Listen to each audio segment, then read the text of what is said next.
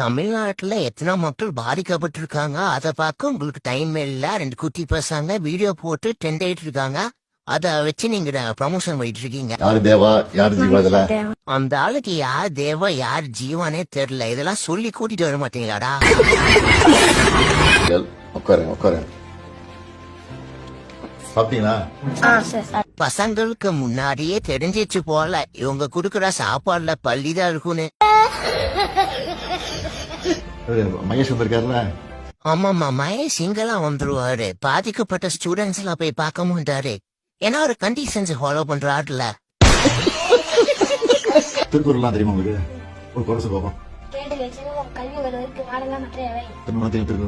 எப்பொருள் யார் யார் வாய் கேட்பினும் அப்பொருள் மெய்ப்பொருள் காண்பது அறிவை.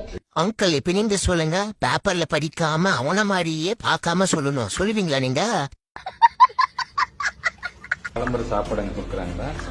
அவன் சாப்பிட்டு அப்படியே ஹாஸ்பிட்டல்ல போய் அட்மிட் ஆயிடலாம்.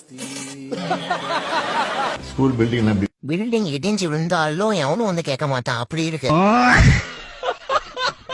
ரீல்ஸ் வந்து நல்லா போடுறீங்க தம்பி, அதுக்காக என்னுடைய வாழ்த்துக்கள். ஆனா இதே வேலையா இருந்துடாம அதேதான் நாங்களும் சொல்றோம். ரீல்ஸ் பண்ணாம மக்களுக்கு போய் நல்லது பண்ணுங்க. கடைசியில ப்ரமோஷன் பண்றதுக்கு 2 குட்டி பசங்க தேவைப்படுறாங்கல்ல. Next year Diwakara.